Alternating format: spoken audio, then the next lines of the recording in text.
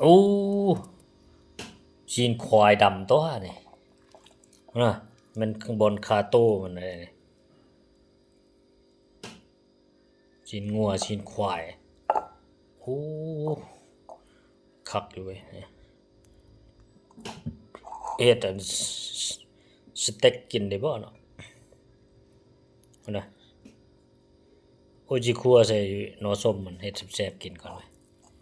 โอ้หลายเติบเลยเต็มถ้วยแกงใหญ่อยู่โอ้เนื้อสดๆนะแต่งไว้หมดเลยแหละนะเอาไว้โดนยามันเน่าอันนี้แต่ว่าอันนี้มันยังใหม่ๆเนี่ยโอ้เหือโชคดีแต่ว่าเอานะจีนเป็นกามมัดเนี่ยคักนะโอ้เฮ็ดอันสเต็กกินสิแซ่บเนาะนี่เอ้ยแกมเราบองยาใส่บำรุงตลอดยามใดก็ได้เท่านี้เอ้ย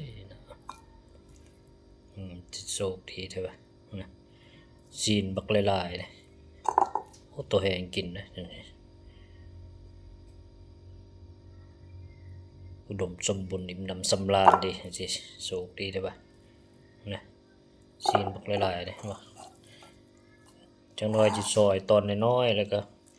คั่วใส่หน่อส้มเนาะใส่ผักหอมผักเทียมหยังผักบัวหอมป้อมหยังมะแคนหยังใส่มะเผ็ดใส่เครื่องปรุงหยังมันครบสุดนะกินโอ้ควบคุมหลายคาบเลยนี่เอานะซีนบักหลายๆนี่โอ้เต็มถ้วยนี่ถ้วยบักใหญ่นี่โอ้อันนี้เนาะ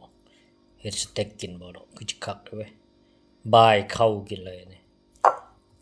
เวลาหิวๆเนาะกิน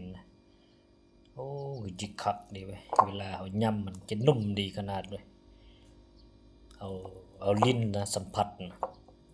คักโอเคละขอบใจหลายๆอาหารเอาว่าคักละครัวใส่หน่อส้มนะมันถึกสตากันละ